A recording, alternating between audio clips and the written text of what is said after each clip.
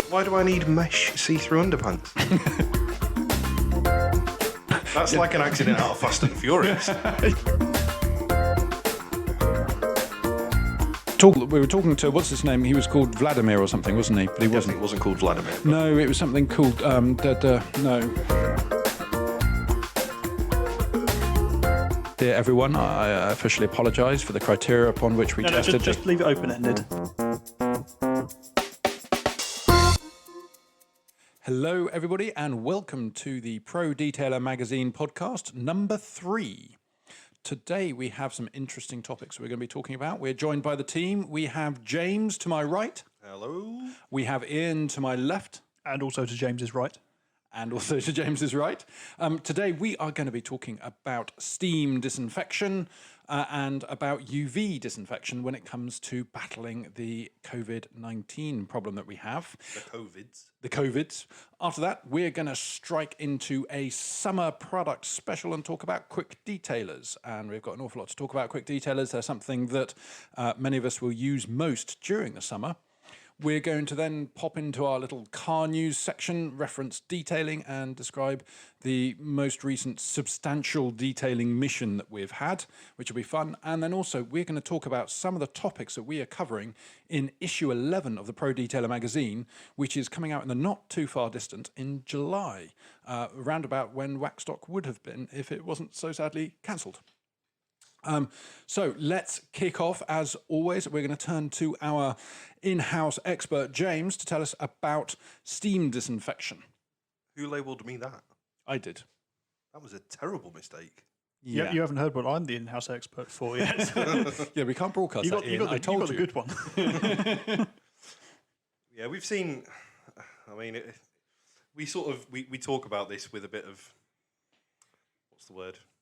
Angst these days. Yes. What the sort of... It's a slight eyebrow roll. Yeah. The eye roll. The world face eyebrow roll. It's really difficult. We have to kind of keep it serious because obviously it's deadly serious, and at the same time we don't want to make it boring. So it's really difficult to ingest humour into this sort of a topic. That's the problem. I could whistle the gladiators thing. Gladiators? Gladiators sound like the archers. No, It sounded like the clown car. yeah, Yes. and that bit of music is something gladiators. And that lightens the mood for talking about a world pandemic that's killed literally hundreds of thousands of people. Well, it's better than having the death march on in the background. Is it? Let's try. Yeah, we've been monitoring Facebook. I think most people have over the last few weeks. I think that's the only thing that we've been able to do. Mm-hmm. But there are some eye-opening services being offered. Is that how you describe them? Optometrists. Gut-wrenching, more like. Yeah, Gut-wrenching, yeah. Obviously, we're talking about the guaranteed removal of COVID-19. The COVID clean.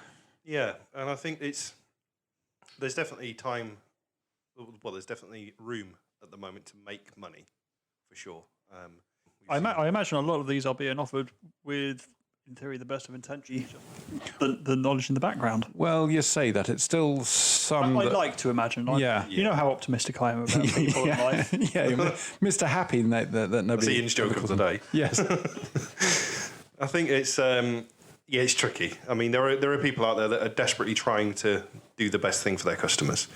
But the problem is the information is varied or overlooked. But luckily, we exist. Luckily. Said no one ever. Yes. So steam disinfection, sterilisation, virus removal. It's one of the most advertised services, I think, at the moment. Mm-hmm. We sort of, I wouldn't say we myth-busted it, but we certainly ousted it. Pointed out the flaws. Yeah, we certainly ousted it as a possible misconception right early on at the beginning within PVD. There is evidence that steam can successfully break down COVID-19 and remove it from surfaces. But the guys that are offering this service are using steamers that are... I mean, how much is a Karcher? So the SCs are about 100, 150 quid? 150 quid. So the guys using steamers are about 150 quid. How much do you think a commercial sanitisation steam cleaner costs? You're looking in the region of about £4,000, I would imagine. Yeah. I think the cheapest I found was 3,200 quid. Yeah. Plus the dreaded. And how do you use that? That's the other thing, is you can steam. If you had a perfect metal, unpainted surface that was perfectly flat and you had all the time in the world to steam that, and obviously being metal, it wouldn't be as easily damaged, then that's fine. However, when you're dealing with polymers and plastics and fabrics and leathers and all sorts of different multifarious surfaces with varying levels of porosity, there we go, and different textures and all sorts of things like that, with lots of like panel gaps and dark spaces that you can't fit anything in, the chances of getting the correct level of exposure for the correct amount of time without causing damage is nil. And with the pressure behind it, without just blowing it off onto another surface before the heat's had a chance to do its job.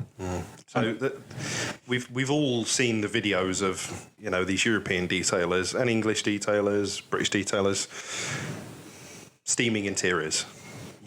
It's sort of age-old video. It's like that scene on the Titanic where the hand hits and just slowly drags down the inside of that. It's like the start of Stars in Their Eyes. You see them in there and they're waving the wand around. There's steam everywhere. It's coming out of the air vents and they're blowing it down the air vents. They're soaking all the interior switch gear. Yes. The pollen feel nice and damp. Yeah, all over the good old touchscreen clean. Get that mildew growing. Yeah. That doesn't work. So, I tell you what, let's quote the CDC, shall we? Ooh. Let's quote the CDC. So, there's some things to understand about this. So, we've talked about temperatures and we've talked about exposure limits and things like that. What we haven't spoken about is the environment that steam is used in. Mm-hmm. So, for medical sterilisation, it needs to have a dryness fraction of equal to or higher than 97%. What is that? So a dryness fraction is the amount of moisture per volumetric measure of steam, which basically means that it has to be 3% or less water. Now, I know for a fact that the home cleaners are nowhere near. Nowhere near at all. If you look at the your amount hand of is water, damp if you get it Exactly onto that. your skin. yeah. So we're talking about a high pressure, virtually dry steam here that needs to be used. Basically, superheated water. Yeah, to the point where it's, steam It's is... steam, but it's almost beyond steam. It's sort Which is about, 165 degrees, is it? So the next figures, so for a gravity displacement sterilising machine, it needs to be 121 degrees Celsius, which is 250 degrees Fahrenheit, constantly for 30 minutes. which is unattainable in any domestic machine. And the amount of watts a professional machine was going to use is ridiculous to achieve that. So just to put it into perspective, can you imagine getting the whole interior of a car to 120 degrees with less than 3% water for 30 minutes solid? Can I just say, I used to have a G-Reg Fiesta, and the heaters on that were impeccable. And I'd get in there, wet feet, and 5 minutes, dry as a bone. 121 degrees. I think so. Yeah. I mean, I didn't measure it, but it can't have been far Was it a off. HCS engine? No. 1.3 1.4. And it was a gear CVH. as well. Or So. CVH. Yeah, about to say CVH. And I didn't lose any of the heat through the windscreen because the windscreen was also heated, just saying. Really? How long ago was that? G-Reg? Yeah, G-Reg. Ford had the Passant. Yeah, quick clear windscreens. I had an M-Reg Fiesta with the CVH Was it a gear? 1.3. Is it quartz? No, it Was it a it finesse? was a gear. Did it have electric windows? No. It wasn't a gear then. It had gear Somebody stickers put- on it. You had gear stickers. It was bright red. It might have had electric windows, but I don't remember them, or they didn't work. That's also possible. Yeah. I kind of like that car. Back to steaming. From Fiesta. Back to steaming and saving lives. Yep. We'll come back to the Fiestas later, though. a gravity displacement sterilisation unit. I'm not really sure what that is, No, but it doesn't sound like a vehicle. we need a Trekkie to know what that is. And then the next temperature rating is 132 degrees Celsius, which is 270 degrees Fahrenheit. Same dryness fraction for 4 minutes in a pre-vacuum autoclave. Now, we know what an autoclave is because we're all nerds. How are you going to get the inside of a vehicle to behave like an autoclave? Well, it ain't going to happen. If you're using that heat on most surfaces on the interior of a car, it's going to melt or catch fire. So Well, this is the issue. We do a lot of work with Colour Lock. We do a lot of work with RAM. And when we're at Colour Lock in Germany, we know how fragile the surface of automotive leather can be. then consider that most of the inside of cars these days is plastic anyway. Yes, and hell, the surface of most leather is plastic too, polyurethane. Yeah. Then you've got the soft touch stuff they use on VWs, which Can you imagine that? Can you imagine doesn't survive putting a sneeze, let alone... I think if you got the steamer out of the box, it would get out of the car and walk back to Wolfsburg. So I think that a general point of view, using steam on a vehicle interior in normal circumstances is great. If used correctly on the right surfaces, It can disinfect, it can do high-touch areas, it's great. For it to actually remove COVID-19, we're looking at impossible circumstances. yeah, it's way above and beyond what we can expect out of these home machines. So the other thing that's come up recently, I mean, there are other systems, there's particularly spray-on chemicals. There are fogging machines now that are claiming to do this. And also this is another point before we move on to the next big topic, is that just because a manufacturer claims that their product or their chemical or their piece of equipment in a lab can kill enveloped viruses similar to COVID-19 is not a guarantee that you can then pass on that your use of said product or piece of equipment will kill COVID-19 in a customer car.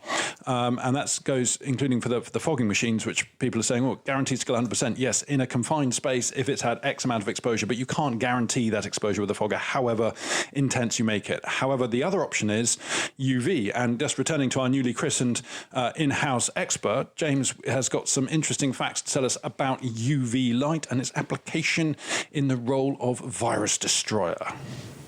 Or not, as the case may be. But Yeah, I mean, we've I think it was 2 weeks ago, we saw a detailer that was waving a hand lamp around Yes. the inside of a vehicle. the sort that you used to see if money is genuine or not. Yeah, it looks suspiciously like one of those... It was like the bomb detectors we sold to Iraq. Basically divining rods. Quite a lot of false positives, sir. yeah, it was like a hand lamp, like the ones that Ring make to Yeah, so I have engine bays. I have one that I take to shows to make sure I'm not being given funny money by dodgy geezers who are trying to buy car polish or magazines or whatever back in the day. And to check the duvets in the hotel. I don't need a When he light to leaves. know what's in there. Just after you've left. More for everyone else's benefit. But again, I mean, the problem is it's so difficult when there's media that are saying, oh, not necessarily media, but when there are important people out there that are saying, oh, swallow some UV lamps. That'll work. Yeah. Breathe in some bulbs. That'll help your lungs. Or inject some bleach. Yeah, Don't, but, maybe. no, really don't. Maybe. Not even Dettol. I'm not saying it won't work. I'm not saying it will work. It might, Could work. UV light is commonly used in a medical environment. Yes. However, And in a hairdressing one as well. Yep. Yep. But there are some crazy figures in play that needs to be considered. And that's the first thing is how many versions of UV light there are. Yes, and we came across this briefly in Megatest when we were doing the wax test because the artificial weathering machine had different bulbs for UVA and UVB. And then when you're using sun cream, you'll see that on the side it'll say protects you from UVA and UVB. However, there's something called UVC. Yes, which is... A shopping channel. No, that's QVC. Oh, sorry. Isn't that what pipes are made out of? No, that's PVC. I thought it was gimp suits. I don't know. Busted. Got me. Yeah, so UVC is short wavelength ultraviolet light. Specifically, the measurement needed for COVID-19. Well, again, this is where it gets sticky because the figures that are out there are for SARS-CoV-2. Yes. So as we mentioned in the previous podcasts, the information isn't actually there just yet for COVID-19. However... Well, we don't know. The thing is, we're assuming that COVID is like a Porsche 911, that you can go through 50 generations and it doesn't change a jot. But it could be like the software that underpins the wonderful EJ20 Subaru engine that evolves and develops to such a great level that the 19th iteration is very different from the second. How did you get from Porsche to Subaru? By increasing quality. I say it's normally for a ditch. Or a lottery win? Yeah, so the UVA, UVB, UVC. UVC is specifically short wavelength, ultraviolet light. Which is higher frequency, higher energy. Well, this is where it gets even trickier, because you can have UVC with a high frequency short wavelength, Yeah. but it varies in power. So not all UVC is the same strength. Is that to do with amplitude? I'm just thinking on the electromagnetic spectrum, it's to do with So the you got amplitude. of the wavelength. Yes. Of the wave. Same reason that for some of these UV clear coats, you have to have a very specific wavelength to allow them to cure properly. Otherwise, it just doesn't work. Yeah. And so for SARS-CoV-2, the recommended wavelength is 254 nanometers, which means absolutely nothing to me. It's a small number, but that's the number that you need. Do you know that your UV lamp from Wish is giving you 254 nanometers of UVC light? I don't know, I'm still in month 3 of waiting for it to arrive. It's okay, so it will come with a hunting knife as well, like everything on Wish. Or see-through mesh underpants, because that's what I seem to be getting advertised. Because that's what you ordered off Wish. You know, I've only ever bought like Totoro things off Wish, or stupid LEDs and Bought Volkswagen parts, it Why just do shows I you need- male bondage gear. Why do I need mesh see-through underpants? Maybe I do. When you find the answer, please don't let me know. I'm not saying I don't need them. Maybe I do. Now I'm doubting Maybe you do. myself. Yeah. So you can go semi-naked fishing? I don't know. Maybe. Like poo. You're trawling with underwear. I get incontinence pants advertised at me now. It went from quite hardcore sexual equipment to now essentially waterproofing old To be people. fair, incontinence pants are very hardcore. They make copulation harder. Anyway, But the biggest alarm bell really is when we looked at the difference between the energy required to kill COVID-19 in a laboratory test was 10 to 20 millijoules per centimetre squared, which doesn't sound like an awful lot. It's probably quite achievable with a product that you can buy on the market. like a hammer Yeah, or a UVC light. or a UVC light, yeah, more topical. Now, there was a big caveat under what we read, which said the dosage values are different in real life terms and environmental terms. So if we say it was 10 to 20 millijoules in lab tests, in real life, they're saying it needs to be 1,000 to 3,000 millijoules. Which That's 300 times stronger. It is, and if you imagine light, like so many things in life, decreases exponentially, or the energy, the power, the energy transfer exponentially with distance. So even if you're 1 centimetre away, you're going to be losing considerably more energy than you would imagine. And I don't know if it's affected if you're doing it outside, if you're doing it inside, if you're doing it in the dark. There are so many different factors. To offer virus removal by waving around a hand lamp in a vehicle that you've just hoovered and squirted G101 all over. It's smoke and mirrors. Unless you use that hand lamp to physically beat the virus into submission.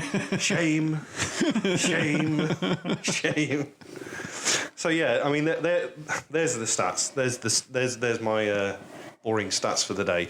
So as far as advertising these services, virus removal goes, unless you're spending $5,000 on equipment, I don't think you're going to be doing it. And even if you are, again, if you're tempted to invest at this point in some equipment, which might be wise, given that this is unlikely to be the last pandemic and stuff like that, do take with a pinch of salt any manufacturer claims, unless you can find third-party independent evidence, and then you can back up that evidence by making sure it's a genuine third party and not just another company owned by the former company, which I've now seen.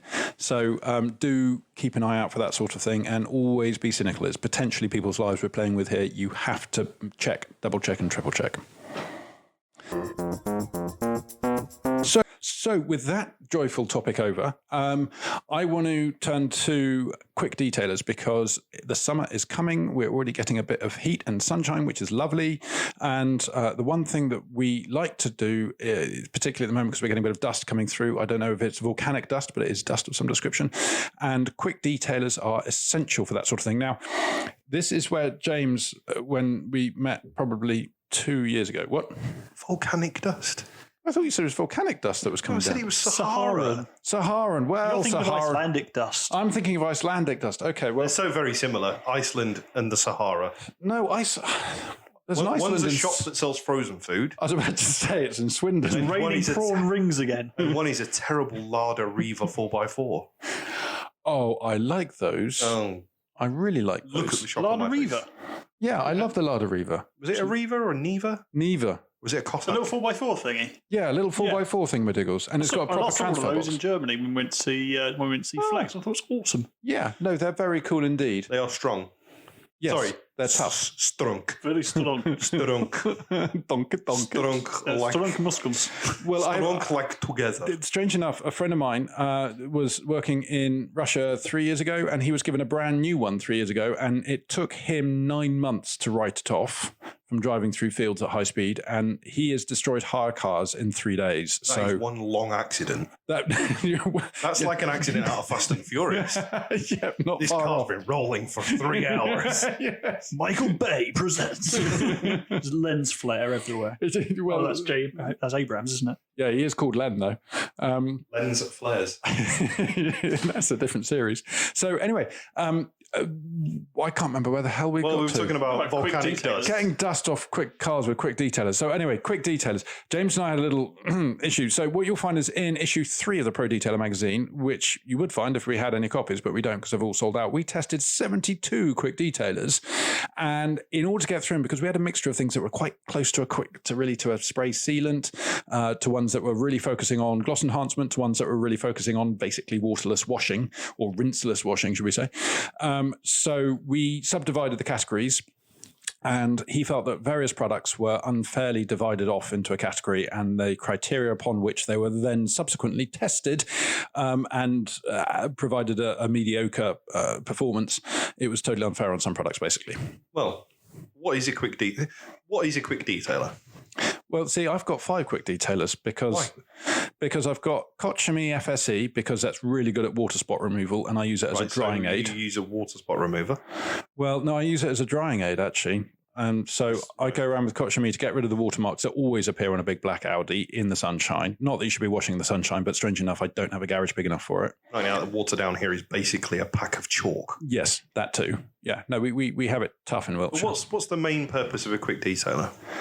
I find to remove very loose dirt safely out in the field, but others might say it's for last minute gloss enhancement, and other people might say it's for last minute protection. Okay. So if that's what a quick detailer is, then in theory, a quick detailer should do all of those things, yeah? Yes. Right. This is where the argument starts in. Yes. Because if you're then getting a quick detailer and dividing them into groups, Yes. all of a sudden, they're no longer a quick detailer. They are more specific to something else. They're a quick sealant, or they're a water spot remover.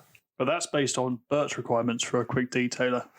But in general, you'd want a quick detailer to cover all. Because the idea of a quick detailer is to quickly detail a car. Well, it depends if you're still of the age of life where you use quick detailers for clay lube before dedicated clay lubes were a thing. Yeah, and That was would always you the advice: use a quick detailer along with your do you want White McGuire's clay bar. Do you want something that's a jack of all or the master of a few? I don't mind having 3 different products. And strangely, in detailing, there are so many different products they say you have to have. And the only category in which I think that's true, where you generally do benefit from having 3 different quick detailers, is for the 3 different elements of them. I prefer to have a really good water spot drying aid. I'd prefer to have a really good gloss enhancer. And I'd prefer to have a really good spray sealant. And chances are one of those features is going to knock out the others to a certain extent. Yeah, and that's exactly what we found, is that the spray sealanty ones weren't particularly brilliant at cleaning. So here's the question. Would you be better off having, out of your 5 quick detailers, would you be better off having a water spot remover, 1 spray sealant, 1 quick detailer, 1 clay lube, and what was the other thing? And 1 drying aid. Not if you're going to keep them in your glove box. Yeah, but Bert said he's got 5. I don't keep them in the glove box. Yeah, I've got 5 different ones that I use in slightly different circumstances. So my argument is, would you not be better having 5 of the qualities that are in each of those? Would you not be better having specific products like was it Chemical Guys recently that everybody's raving about their new water spot remover gel? I think it is, yeah. So have a water spot remover, have a spray sealant. Instead of trying to combine them all into one, would you not have been better to have a quick detailer that did what a quick detailer was supposed to do, which is basically, I think there were show shines, weren't they? Showroom shines. Some of them. Some of the shines to remove fingerprints and dust. And that's what a quick detailer always was. Yeah. The problem is now they've been so reappropriated to become so many other things. I mean, ceramic quick detailers. We've got polymer. It's the bits of pot that come out when you're trying to wipe down your car. Yeah. Well, there's a bit of a mug. Ceramic can shatter your paintwork. Maybe let's not go into ceramic. Oh, my car's got matte white. Okay, well, look, you're going to beat me up forever and ever, and and the problem is I kind of agree with you in retrospect, so I'm backing down and formally apologising. So that's good, and it might not just keep to us, quiet. to everyone. To everyone, okay, dear everyone, I officially apologise for the criteria upon which we tested. Just leave it open-ended. Okay, I'm just sorry. We can just reuse it as we need it then. Okay. That reminds me, actually. Do you remember when we saw that video the other week of a detailer that had 6 different shampoos? I can't remember what happened this morning, to be honest. I'm not even sure if I've had my monthly movement today, which was booked.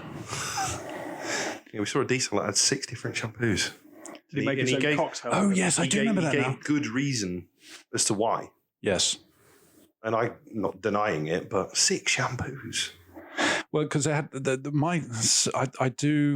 I can just about cope with color charged wax, just about cope with that because it's leaving something behind. But they had color charged shampoos, then they had acidic shampoo, alkali shampoo, pH neutral shampoo, gloss enhancing shampoo, non gloss enhancing shampoo, and I sit there thinking this man must have a big shelf.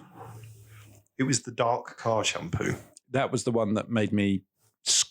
Yeah. I don't guffaw a lot, but I guffawed like a banshee at that point. If you consider that most companies sell their shampoos on how good the dilution is, how much of the colour enhancing is actually left if it's good at dilution? But you could say that the gloss enhancers are left behind on protection wash and wax shampoos, which obviously no real protection at all, but that does leave something behind. Would it affect a dark car differently? Personally, I don't think so.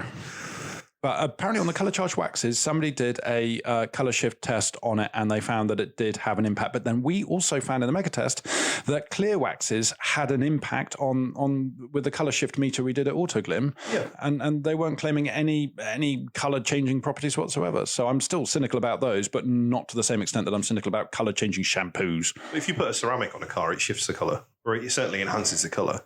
It changes it, yeah. Yeah. But it changes the refractive index. Quick detailers. For me, this is one of my sort of annoyances, it is. Okay, so James, who wants a quick detailer that will do your interpretation of that?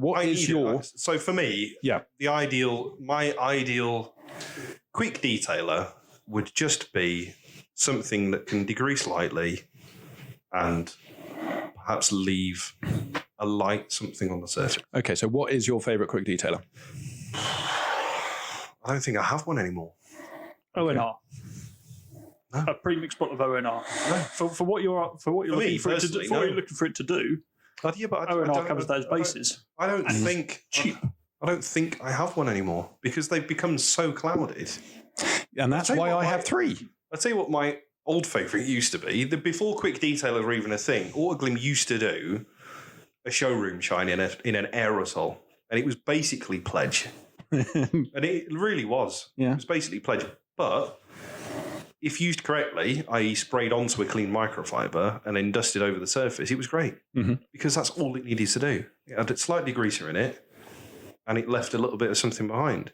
The problem is now, like you've just said, they're all doing so much. They all try. So my response to that question is that I need 3, and I've got my Kochami FSE for the water spots. I've got my Dodo Juice Basics of Blink because it's dirt cheap. You can buy it in concentrate, and it's really good at the kind of the cleaning general use out in a field sort of application. And then I really like the Bright Max, and I'm trying to remember desperately what it's called. I think it's called something like Squirt and Shine or something like that. You know what? I'll take that back. We have used 2 quick detailers recently, and one of them I was extremely impressed by, and that was the Kenetech one. Oh yeah, you know, I tried. that orange showroom shine one. Yeah, Which is what they made their name on. A lot of people, we were talking to, what's his name? He was called Vladamir or something, wasn't he? But he definitely wasn't. wasn't called Vladimir. But No, it was something called, no. Anyway, the kind of classic, this is really going to get on my goat now. What his name was. Anyway, yeah, no, he was a really nice chap from Belgium, and he, Dominic, was it? No, it was foreign sounding. But he said that this product was the one that in the UK market, he basically UK sales rep going around, and he said it's the only one that people had heard of, but loads of people had heard of it, and it's the only Kenetech product from, I suppose, before Kenetech came on my radar about a year ago that I'd ever heard of.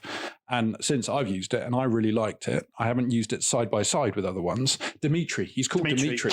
There we go. What was the kit we were sent through around Christmas as well? They did Ultra Glass, and I don't think it was it Turtle Wax that did two products we were actually really impressed with. That was as well. It was the Turtle Wax ceramic. It was a Hybrid Solutions. Hybrid Solutions, yeah. That was it. Because we used it for the Porsche Boxster shoot. Yes, with the equipment shoot. Yeah, and that did a nice job. Yeah, it did. Out of those two, actually, the Ultra Glass was pretty fantastic, I thought. But do you think that's because it was quite a simple product? He wasn't trying to do too many things. Well, that's what I like about the Dodo Juice product, is it is quite a simple product. But the other thing is heat. If you're using it we were doing it in a fairly chilly December or November. Fairly chilly. I got the heaters working at that point, hadn't you? Well, they're very little heaters, and I like it cold anyway. It reminds me of my life. And so it wasn't a big test. The test is when you've got a black car in a hot field, being surrounded by people, and having. It sounds like a dogging advert. It does, doesn't it? And when you're having to have a bit of a squirt and a bit of a wipe over your bodywork. Hang on a minute. In a field, and that's when. Leave you alone for a minute. Yeah, well, the problem is residue. That's what I find is that if is there a way of audio? How do you delete somebody else's podcast? Can we audio place a Brazzers logo in somehow? It's just my turn of phrase. Anyway, so that's why I stick to some quite old products. I mean, the Brightmax one's been around for a good few years. Dodo's been around for 1,000 years. And Koch Chemie in Germany has been around a long time, even though if it only landed with us in maybe 2015, 2016. There is one other that I'd like to spend a bit more time with, and that's Sonax BSD. BSD, yes. Brilliant Shine Detailer. Which is a Euro car parts staple. Not something that Swissfax have ever used. Definitely not Lotus Speed. Definitely not. Definitely not Lotus At a slightly Speed. cheaper price, more affordable, available. Definitely not Lotus. No, definitely not. But it was similar. Anyway. Very. Liability is definitely on Bert on this one. Is it? What? No, I haven't said anything wrong. I'm just a volunteer. I don't actually work anywhere. That seems to get super high ratings from all the detailers, and it's like 2 for £8. It is. See, I didn't get totally on with it. Everybody was raving about it. I got some, and it was fine, but it didn't. I don't know. The first time you used a bit of Koch Chemie, and that for me was an eye opener, and how it just caressed those watermarks. As long as they're fairly recent, it doesn't work if you come back the next day. But to be fair, I have noticed that BSD doesn't actually work as well on a waxed surface. Here's another thing as well. The a lot of quick detailers contain spirit, as in something solventy. Yeah. What's the it's escaped me. Ethanol? No, the additive for glass cleaners, acetic acid. Yeah. So a lot of quick detailers have acetic acid in, hence why they smell a little bit vinegary. And they're good on water spots because you need to be acidic for water spots. But they'll strip wax. Now, this is one of the funniest things is you find wax suppliers that sell a very good quick detailer that removes their own wax. Wasn't there a point of contention that there was somebody got in trouble for that and they said that their quick detailer was wax safe and then they found that it wasn't? Well, so there was a product made by a large brand that uses turquoise containers. Right. And it was the name of an orangey fizzy drink. And it was originally called Shamwax. Right. Because it was designed to put a capful in the bucket of chamois leathers. And as you dried the car, it left it hydrophobic. Mm-hmm. It was then renamed to that orange fizzy drink. Mm-hmm. And it was incredible at... We used to use it for classic cars on engine bays because it was an incredible degreaser and it left something behind. Mm-hmm. It was so heavy with solvent, it would strip any protection off the car, bar ceramics. But it would leave something behind, making you believe that all was good. I see. Yes, that was it. But it was like etching nitrocellulose paint and stuff. And that was sold as a quick detailer or a showroom. Yeah, square and white. Yeah. Orangina, isn't it? Orange. The one you have to shake it before you use it. Careful. We get grumpy people coming down from Stoke-on-Trent with sticks. I didn't say no. Not them. Not them. Not them. Oh, Really? Yeah, not them. not them. But Oh, I okay. like that you've sort of diverted everybody. So that's Yeah, fine. So exactly. it's definitely not them. It's not them. The other not ones. them. God, I love subterfuge. So that's some interesting information on that. But yeah, ceramic quick detailers, load of nonsense.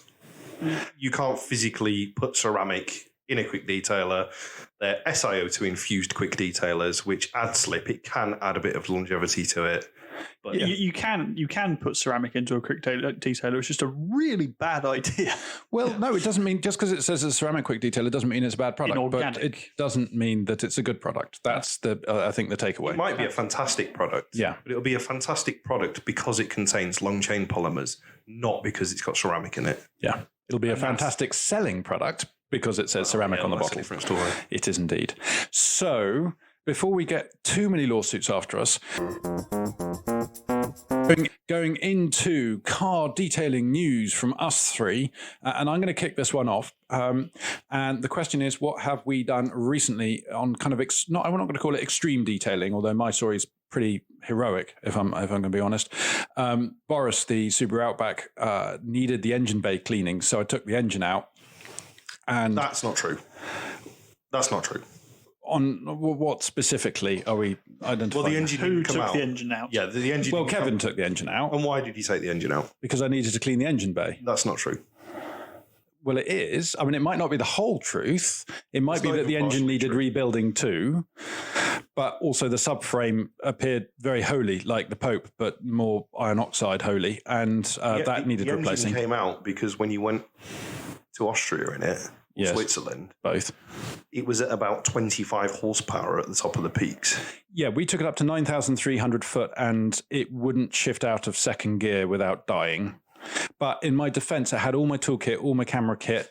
Steve, which was the spare wheel, but because I put huge AT tires on, wouldn't fit in the spare wheel well. So we had to strap it into the back seat. And I acknowledged him at customs on the way back. And the French had no sense of humor about it whatsoever. When I said, "Is it just two of you?" And I said, "No, there's Steve in the back there." And he got very confused and started swabbing me for drugs. But that's a different story altogether. So yeah, Is that a bit like when you started talking about bombs and drugs when we were at Calais? yes, I always do. I get Why?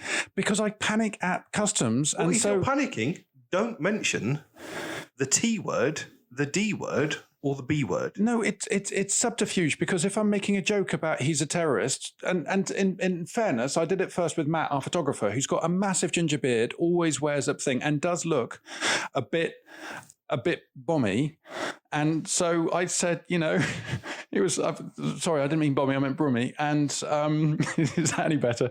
And I I think did. that's worse at customs, isn't it? Well, Anything to declare? Well, not really, mate.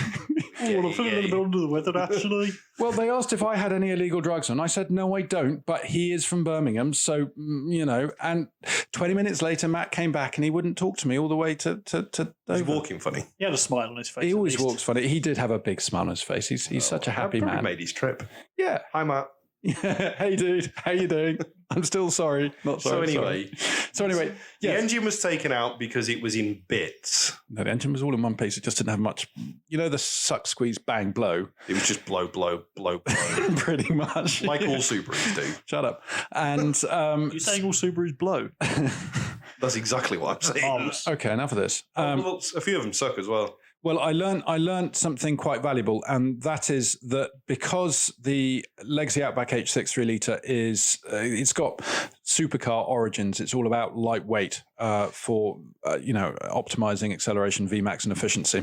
So as a consequence, it would appear they didn't lacquer the paint in the engine bay. So I pulled out my favorite degreaser, which is Bright Max Grime Out, which I absolutely adore, and I buy it in concentrate, and then I dilute it, and I have a lot of fun with it. Good product.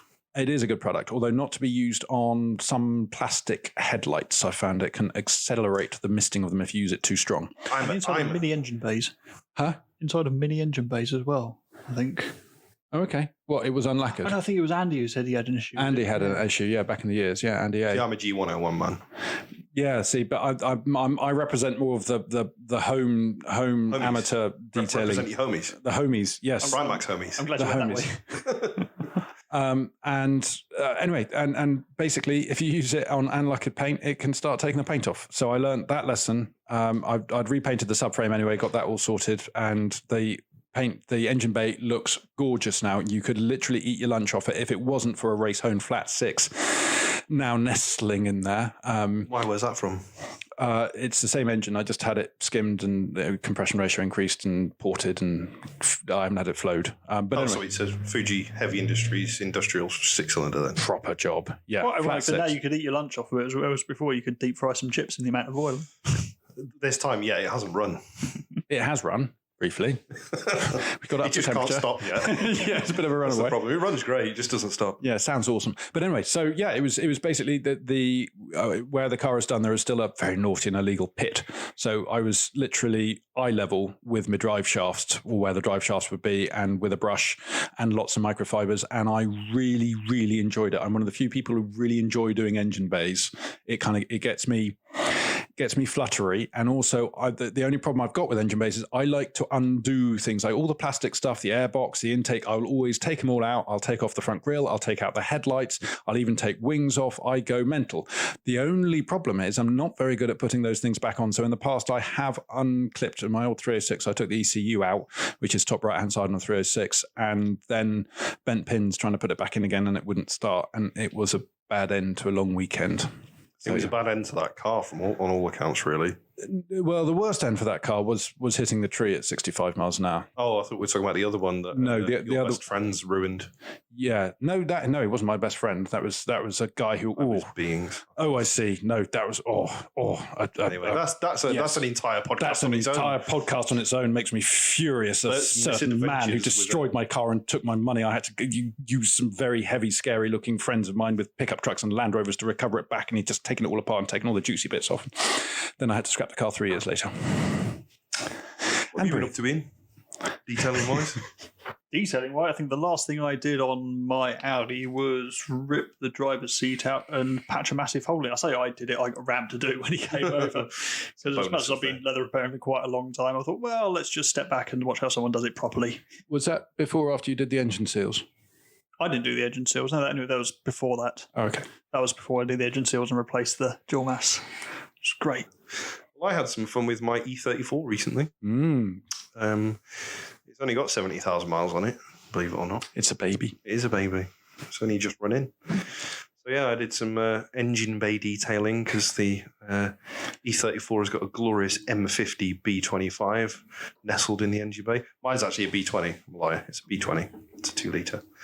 It's a 6-cylinder though. 6-cylinder, 2-litre. It's a 6-pot. Yeah, Yeah. nice and revvy. Not Reminds very me talky. of the old Mazda 323F that had a 1.8-litre V6, which I thought was kind of cool. But yours is straight. You'll never see a V6 in my ownership.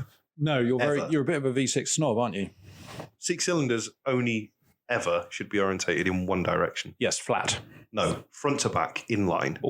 I like a straight 6, but a flat 6, I'm afraid I'm going to have every single Porsche enthusiast apart from them new age Cayman 718 rubbish 4-litre flat 4s, which is done badly. I've been driving one of those, in fact, a Boxster non-S 2-litre flat 4. It's got about 300 brake out of it.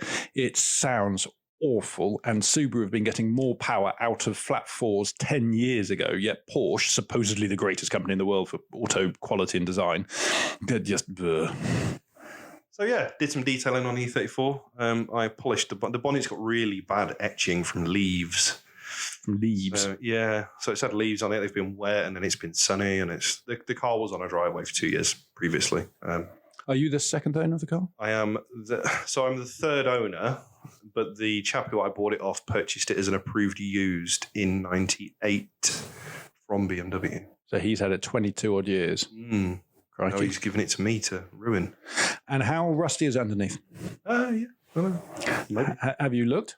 No, I don't need to look. I am happy in the knowledge that it should be fine. Denial's great, isn't it? Yeah. At least I've when never been to More than Egypt. just a river in Egypt. I have to admit, the one thing I really, having bought a lot of Subarus, if somebody asks me what I like about Outbacks as opposed to normal Legacies, is that on the pre-purchase inspection, I can get my head underneath because of the extra ground clearance, and I can see not whether the sills are rusted, just how bad the sills are rusted, and that gives me an idea on how much swearing will be involved in rewelding them up, and how much bribery is going to be required at my local MOT station to get it through. Terrible choice in cars. It's not. Yes. When the zombie apocalypse comes, and Boris will roar out, and it's got bull bars, LED light bars on now, it's got enough ground clearance, I can even run over a fat zombie without risking my rear diff. That's how hardcore it is. Yeah, but it's still an Outback.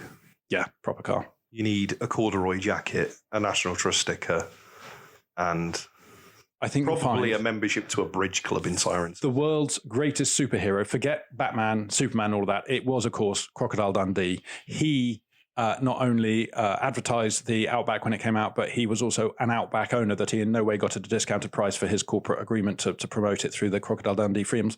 And he is properly hardcore. I model myself upon him. I'm fairly sure Australia got all the good ones, though. It's got the same it's ones. like Alfa Romeo. All the good ones went to the Italian police. All the good Subaru Outbacks are in Australia. No. All the B-roll factory rejects went everywhere else. No. Mostly to your garage. No.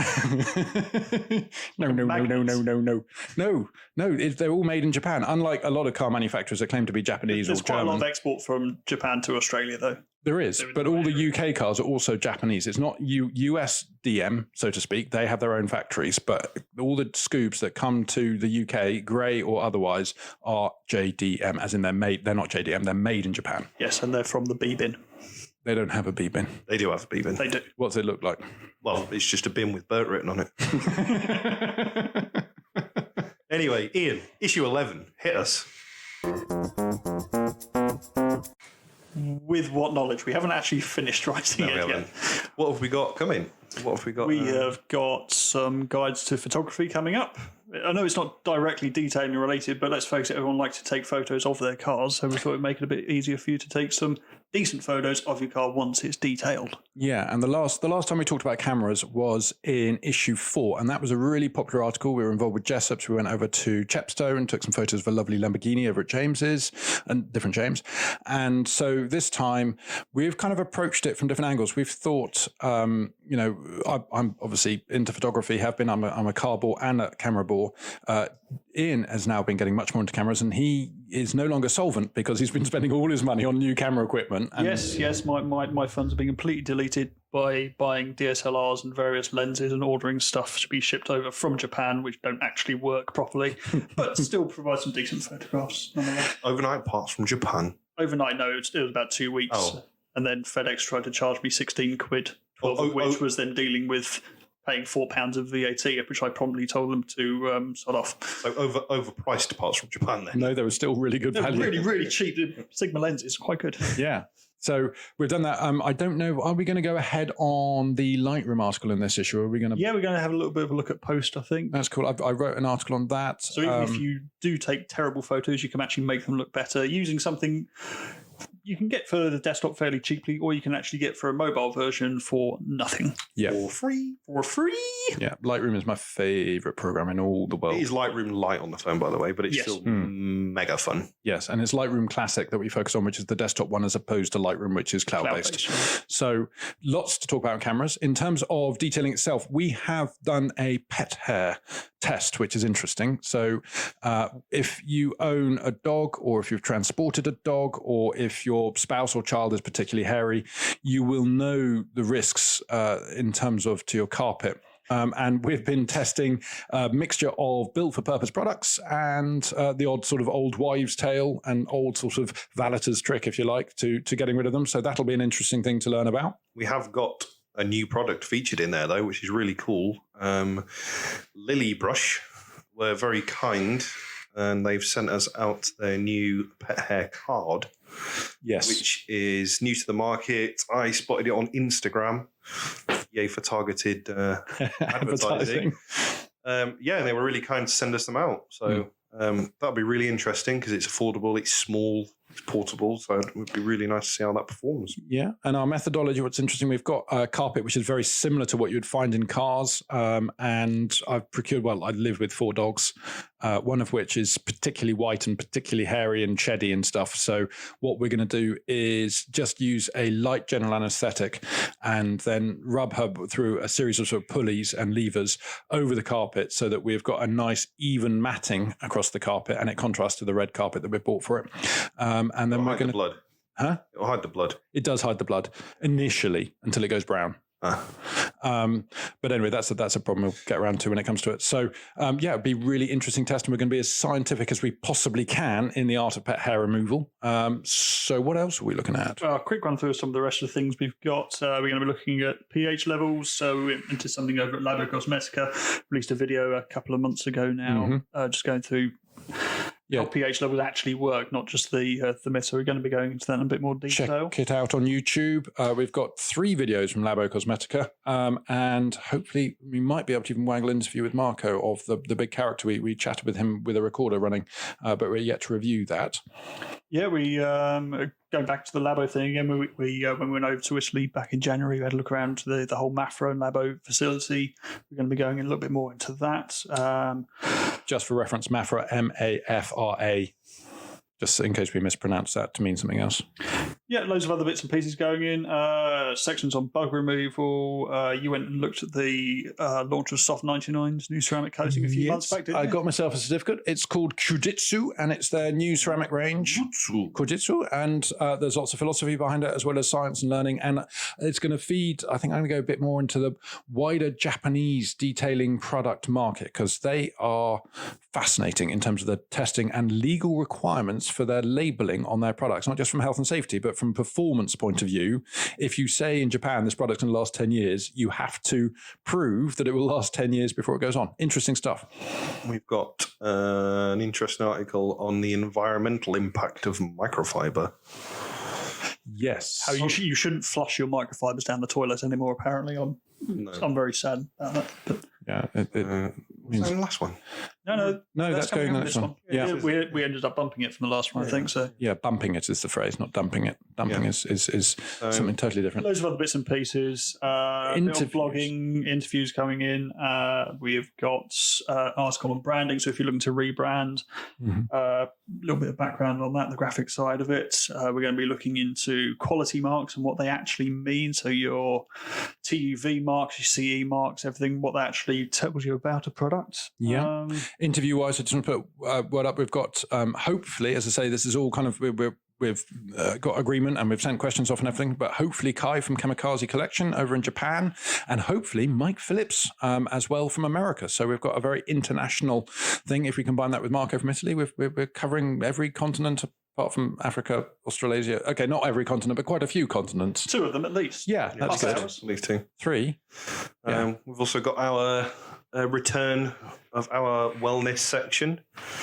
We're going to do more focus on mental health, and I think it is even more relevant. Especially now. Mm-hmm. Yeah, because we've all spent a lot of time at home. If you'd spent 3 months alone with me, then you'd need a little bit of a mental health check. Yeah. Talking down. I've been at home for 3 months with me. I'm not sure I like me. Yeah. The weird thing is, though, I haven't noticed any difference to life, but it just tells me how socially distant I normally am. Yeah. To be honest. And you should stay 2 meters away from everybody. Yeah. That's strange enough. The court order said 100. Hang on, it M's meters. I'm using miles. But yeah, so we're going to have a look into wellness, well-being again. We will have a new product section, obviously, which we're populating. We have created a account. So getting the latest information from manufacturers is sometimes fun. So we've actually created a whole separate account and signed up to every single newsletter or spamcast or anything you like to call it from every single manufacturer that collectively we can think of. So we're hopefully getting lots of up-to-date information coming just in time for print. Yep, so that's the news, that's the new hardware, the new product section. Only thing's going to be lacking a little bit, I think, is the car care adventures, where we do our travels, because that stopped briefly a couple of months ago for some reason, can't think why, and has yet to start again. It has yet to start again. And to be honest, our own adventures around our own houses is probably not something we want to publish. Well, I can map the journey to the Asda Click and Collect and back if you like. It's so it's quite a long journey. I did take the scenic route, but it was quick. Well, I put trousers on twice. They were adventures. Yeah. Well, he was taking it off. They were very sticky after a month and a half. But yeah, mega test we are keeping under wraps for now. Yes, that's code. Obviously, as you can imagine, it's quite difficult to carry out a mega test with all staff in one place in a workshop whilst maintaining social distancing. So Zoom wasn't too happy. it was difficult to do. Polishes at the computer. Our original idea of body massage oils for detailers just isn't going to work. Does it smell like bubblegum? That's all I want to know. Why did you put it up there? It stings. It's cherry flavour. I'll buy it. You don't know what it is yet. It doesn't matter. I'll just drizzle it on that. So, returning rapidly from there, Megatest TBC. Anything else that we can think of? It's going to be jam-packed. I mean, it's going to be another 100-page special. Yeah. And hopefully it will actually be out in time for... July. It will be. It will be out in July by hook or by crook. It's just unfortunate that you can't get it at Waxstock because Waxstock ain't happening. So you'll just have to order it online. We could always go to the Rico and just throw them off the roof. Well, there's a little plan to go to the Rico on the day that Waxstock was going to be on anyway, but I can't reveal that too much in public because otherwise it won't be quite what we hope it will be. Not only that, we've got no idea if it'll happen. Anything can happen at the moment because everything's so fluid. Yes. I mean, I, for one, was disappointed that my one trip to Coventry in the year was cancelled. I'm devastated that I can't go to Coventry this year. I'll find something else to do on that weekend. It's the air conditioning headache that I'll miss the most. I think that's us anyway. Yeah, I think that's it for podcast number 3. Do be sure to join us for podcast number 4 if you enjoy it. If you don't, no harm, no foul. And we shall continue talking about topics and detailing and cars and general tomfoolery. Until then, thank you very much and goodbye.